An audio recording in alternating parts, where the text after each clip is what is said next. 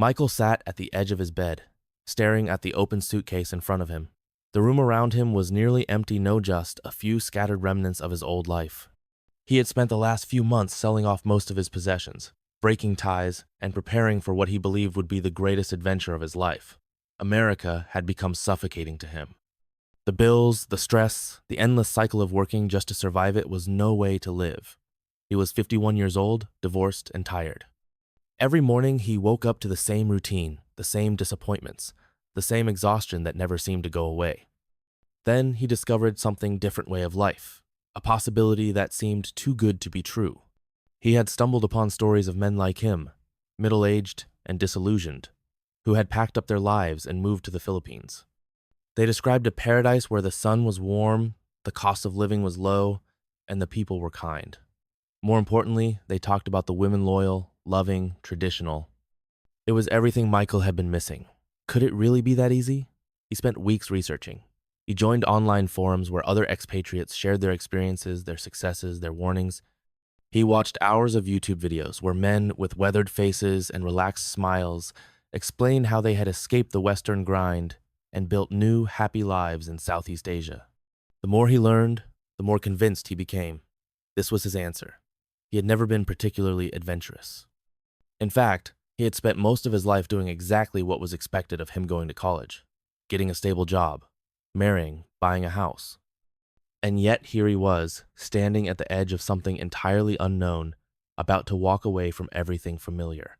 Was he crazy? Was this a mistake? He had asked himself those questions more times than he could count, but every time doubt crept in, he reminded himself of one simple truth. He had nothing to lose. His job had become unbearable. Every morning he sat in a cubicle, staring at spreadsheets, listening to a boss who didn't respect him. His marriage had ended years ago, and his daughter, now an adult, had her own life. He had no real attachments left. Why stay? Why keep suffering in a system that had already chewed him up and spit him out? The idea of spending the rest of his life in a small apartment, watching his savings dwindle while waiting for a retirement that might never come, terrified him. He made his decision. He booked a one-way flight to Cebu City. He found a modest rental online, a small studio apartment in a quiet neighborhood. He sold his car, his furniture, everything he didn't absolutely need. He kept just enough to fit into 2 suitcases. It was surprisingly easy. Once he started, he realized how little all of it actually meant to him. The things he had spent decades accumulating were just that, things. None of it had made him happy. The hardest part was telling his daughter. She didn't understand. She thought he was making a reckless, impulsive decision. What if you hate it? What if you get sick? What if you run out of money? She had fired question after question at him, hoping to shake his confidence. But he had answers for all of them. He had done his research. He knew what he was getting into. And most importantly, he knew that staying would mean wasting whatever years he had left. So, on a cold morning in December, he boarded his flight, leaving behind everything he had ever known. As the plane lifted off the ground, he looked out the window and felt something he hadn't felt in years. When he landed in Cebu, the first thing that hit him was the heat.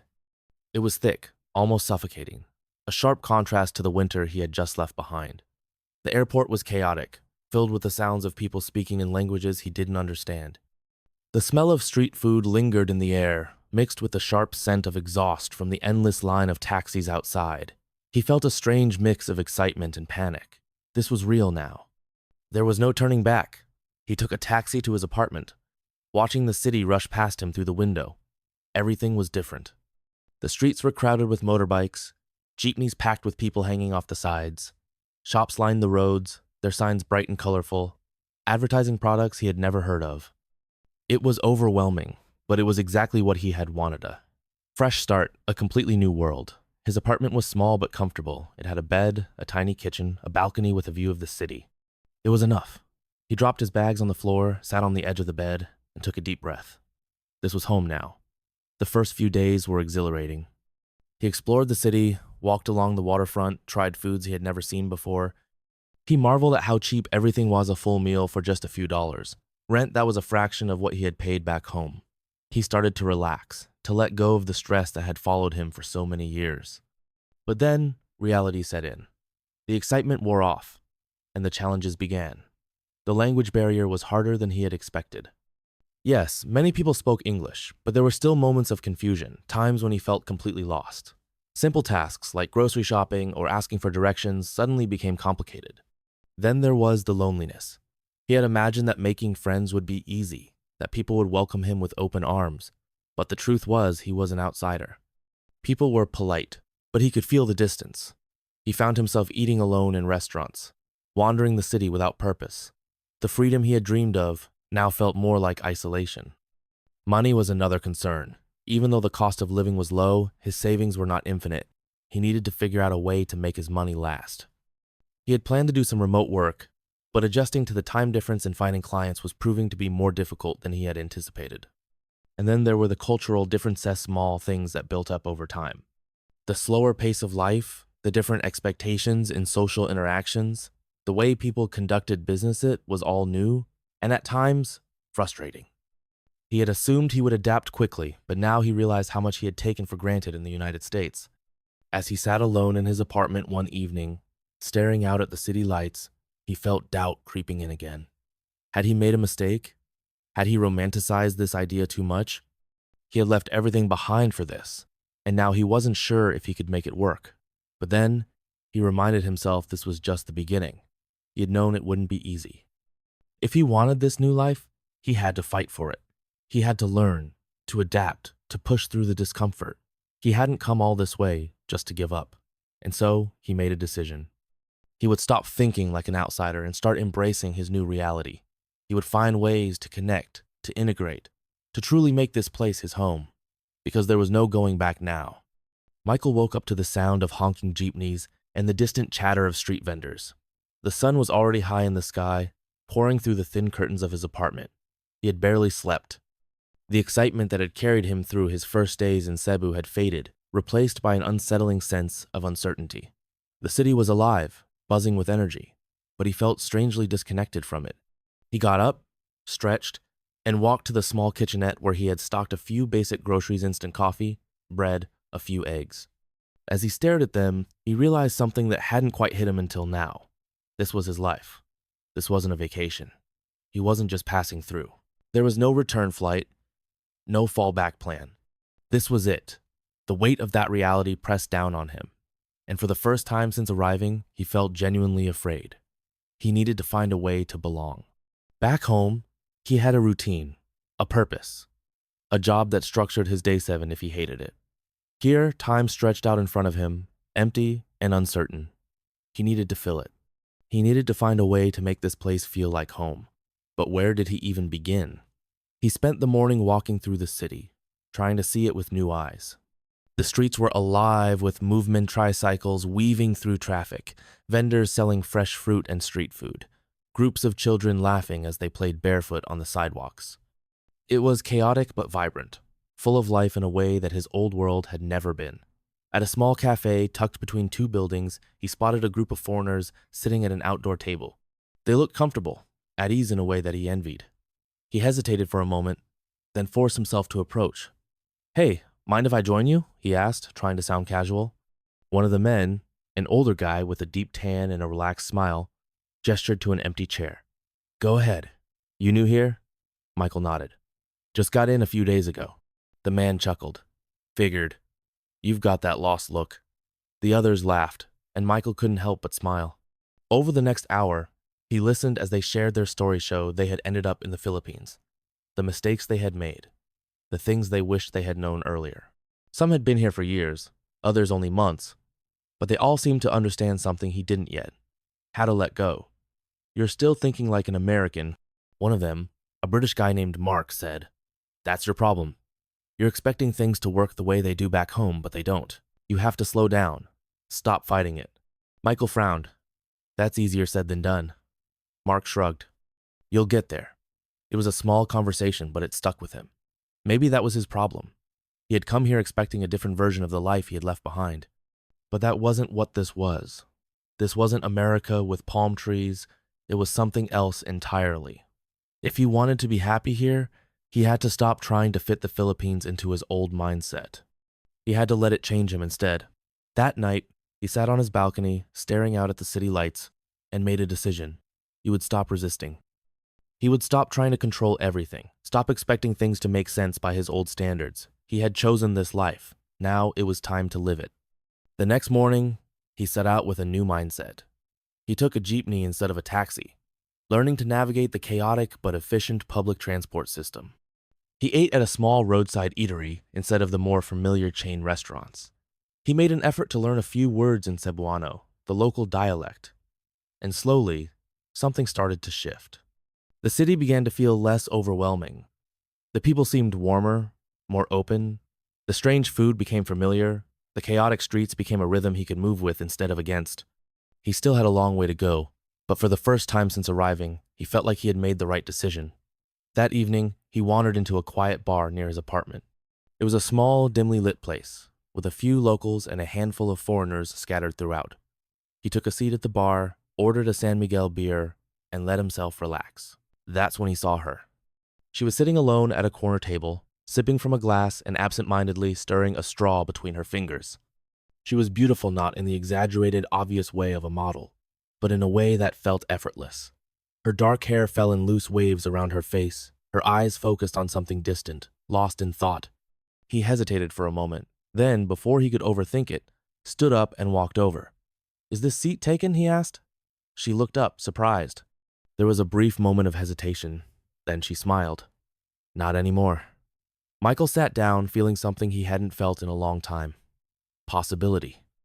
Michael sat across from her, the dim light of the bar casting a warm glow on her face.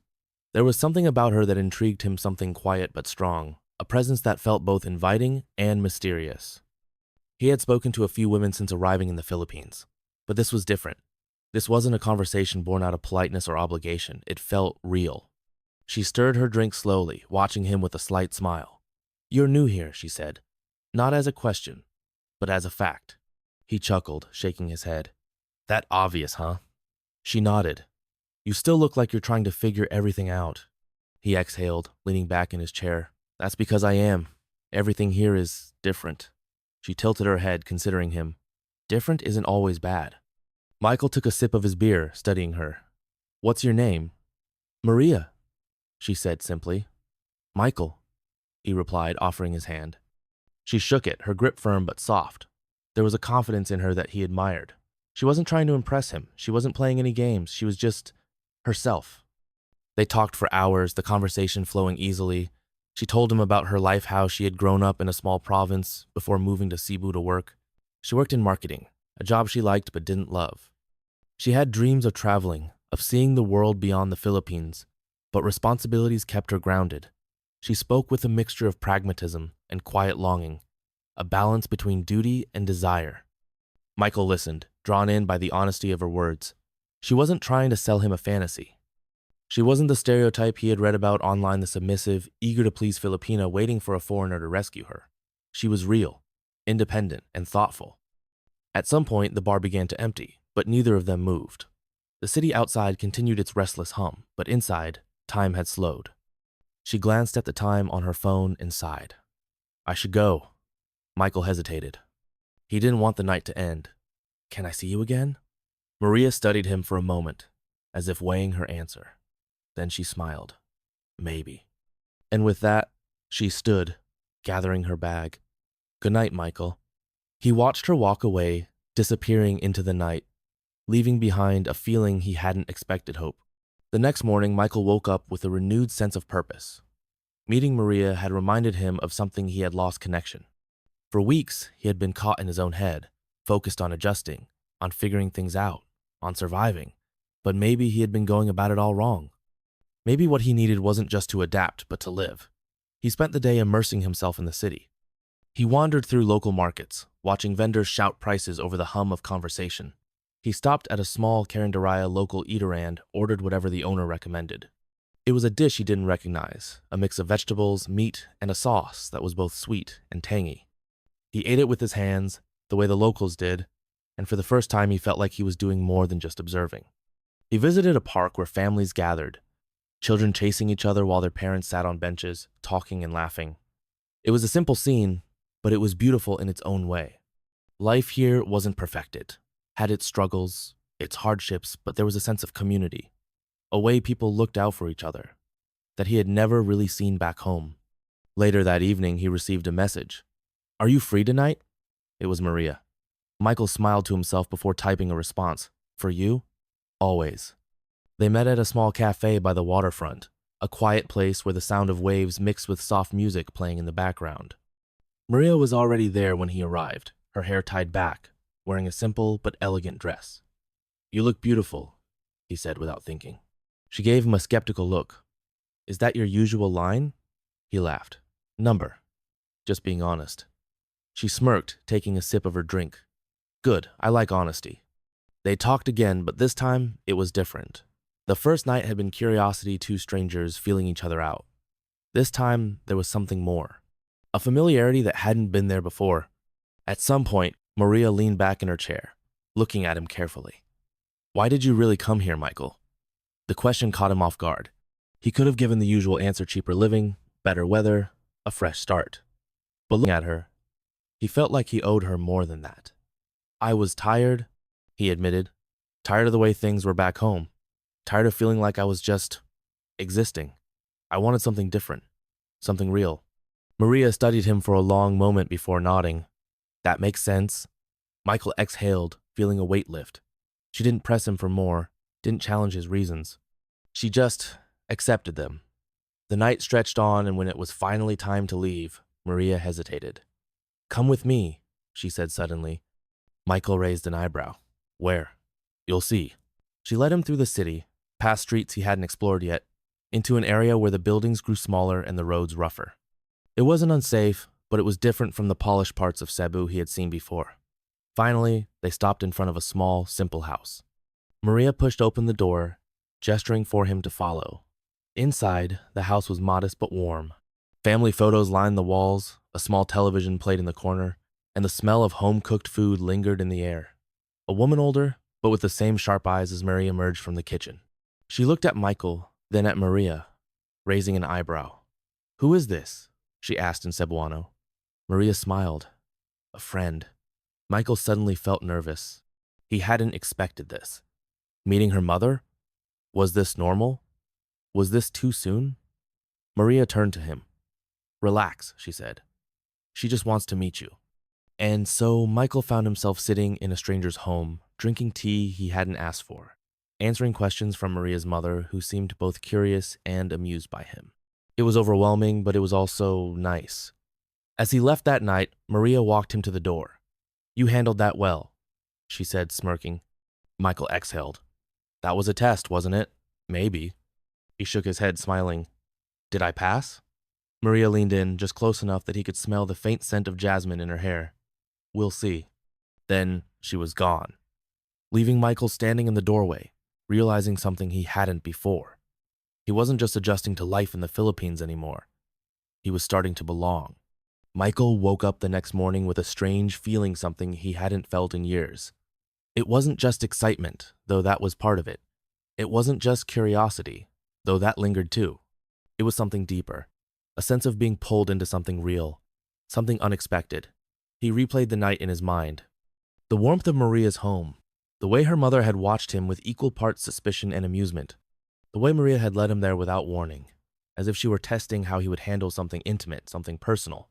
And then there was Maria herself. There was something about her that unsettled him in a good way. She was different from what he had expected. When he had first come to the Philippines, he had been inundated with images of the perfect, devoted Filipina, the woman who would worship a foreigner just for being a foreigner. Maria was not that. She was independent, intelligent, strong-willed. She was warm, but not naive. She was kind, but not blindly trusting. She was the kind of woman who let you in, but only if she believed you deserved it. And Michael? He wasn't sure if he did yet. He spent the morning walking along the waterfront, lost in thought. The city was waking up around him, vendors setting up their stalls, jeepneys beginning their endless loops through the streets. He had started to notice the small things, the way people greeted each other with genuine warmth, the way even the poorest neighborhoods had a sense of life and community that he had never seen back home, back in the U.S. He had spent years chasing success, believing that if he just worked hard enough, earned enough, climbed high enough, he would find happiness. But here, he saw people who had almost nothing, and yet seemed content. It made him question everything. He had lunch at a local eatery, a tiny hole-in-the-wall place run by an elderly couple. The food was simple grilled fish, rice, a side of vegetables, but it was perfect. He was starting to appreciate the simplicity of things here. The food, the lifestyle, the way people valued moments over possessions. His phone buzzed. Come meet me, Maria. No location, no explanation. Just 2 words. He smirked, shaking his head. She was direct, confident. He liked that about her. He messaged back. Where? A few moments later, another message. Downtown. I'll send you a pin. Michael finished his meal, paid his bill, and caught a jeepney toward the location she had sent him. The ride was chaotic, packed with people, the heat pressing in from all sides. But he was getting used to it. He had learned to embrace the unpredictability of it all, to stop fighting the things he couldn't control. When he arrived, he found Maria standing in front of a modest building. Come on, she said, leading him inside. The space was small but bustling, filled with kids of all ages. Some were coloring, others playing with simple toys. A few were sitting in a circle listening to a woman read a book out loud. What is this? He asked. Maria smiled. A community center. I volunteer here sometimes. I wanted you to see it. Michael watched as the children ran up to her, their faces light up as she greeted each one by name. She had a way with them, a natural ease. He had assumed Maria was just another young professional, focused on her own life, her own ambitions. But this was something else. This was a woman who gave a damn. One of the kids, a little girl no older than 5, tugged at Maria's sleeve. Miss Maria, who is he? Maria glanced at Michael, then back at the girl. A friend. The little girl eyed him suspiciously. He looks different. Maria laughed. That's because he is. But different isn't bad, right? The girl considered this, then nodded. Okay. Michael chuckled. I think I just got approved. Maria smirked. Not yet, but you're getting there. She handed him a small notebook and a pack of crayons. Come on, let's see if you're any good with kids. Michael hesitated. He had never been particularly comfortable around children. He had been a good father, or at least he had tried to be, but he had always been more of a provider than the hands-on type. But this was different. He sat down on the floor, surrounded by a group of curious kids. They asked him questions, some in English, some in Cebuano. Where was he from? Why was his skin so light? Did he know how to draw? Could he do magic tricks? By the end of the afternoon, he found himself laughing, genuinely enjoying their company. He had spent so much time trying to figure out how to fit in as an expat, but these kids didn't care about any of that. They just cared that he was there. As they walked out of the center, Maria glanced at him. So? What did you think? Michael exhaled. I think I needed that more than they did. Maria smiled. Good. They walked in silence for a while, the sun beginning to set over the city. Michael could feel something shifting inside him, something he couldn't quite name. Finally, he turned to her. Why did you bring me here? Maria stopped, looking at him carefully. Because I wanted to see who you really are. Michael frowned. And? She shrugged. Still deciding. He laughed. Fair enough. They reached a small food stall on the corner, the smell of grilled meat filling the air.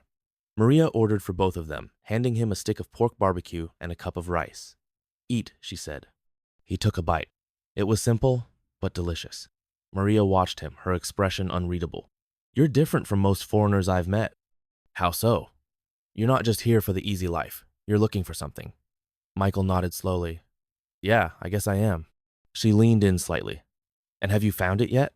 He looked at her, at the city around him, at the people, the life, the chaos, the beauty of it all. Not yet, he admitted, but I think I'm getting closer. Maria smiled, and for the first time, he felt something settle inside him. Maybe, just maybe, he was exactly where he was supposed to be. Michael woke up with the scent of grilled pork still lingering in his memory. The previous night had left him restless, his mind running through the moments he had shared with Maria. She was unlike anyone he had ever met, not just here in the Philippines, but anywhere. She challenged him without being harsh, intrigued him without playing games. She was real in a way that made him question everything he thought he knew about relationships, about life, about himself. As he stared at the ceiling of his small apartment, he realized something unsettling. He wanted this to work. This wasn't just about starting over in a new country anymore. It wasn't just about cheaper living or escaping a life that had left him drained.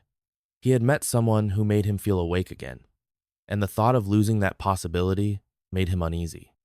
But that unease came with something else fear. Fear that he would mess it up. Fear that maybe he wasn't what she was looking for. Fear that, in the end, he was just another foreigner passing through, no different from the men who came here looking for a fantasy and left the moment reality set in. He wasn't sure if Maria saw him that way, but he wasn't going to take the risk. If he really wanted this, he needed to prove it. The first step? Learning.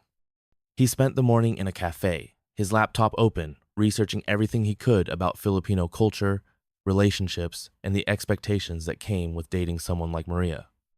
He had already figured out some things on his own, like how deeply family was ingrained in every part of life here. But the more he read, the more he realized how much he didn't know. Respect wasn't just about words, it was about actions. Time wasn't measured in productivity, but in presence.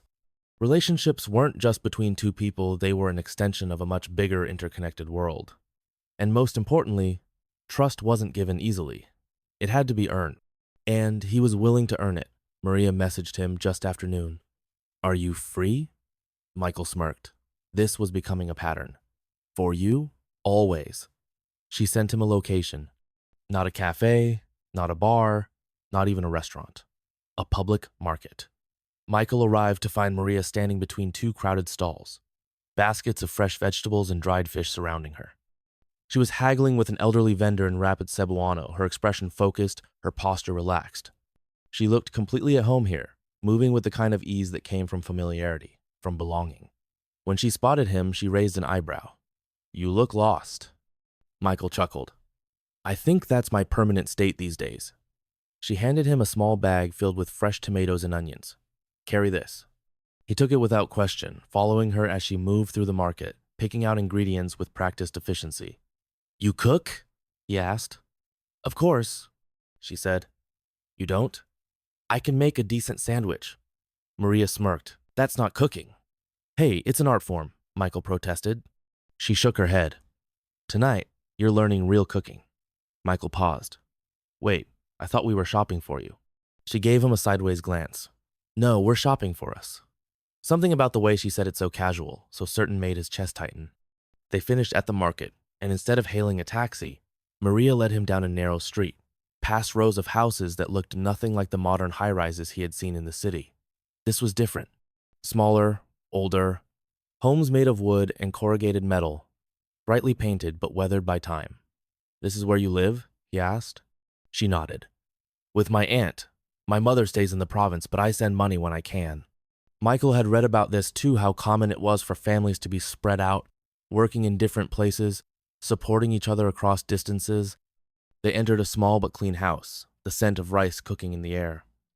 A woman, likely Maria's aunt, glanced up from the kitchen, eyeing Michael with open curiosity. Maria switched to Cebuano, speaking quickly, and her aunt nodded before disappearing into another room. "Did she just approve of me?" Michael asked. Maria grinned. "Not yet, but you're off to a good start." She led him to the kitchen, rolling up her sleeves. "All right, time to learn."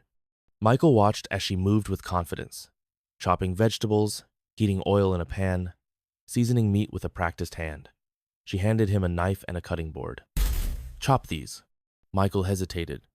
"You sure that's a good idea?" Maria crossed her arms. "You scared?" "Fine," he muttered, grabbing the knife. His first few attempts were clumsy, uneven.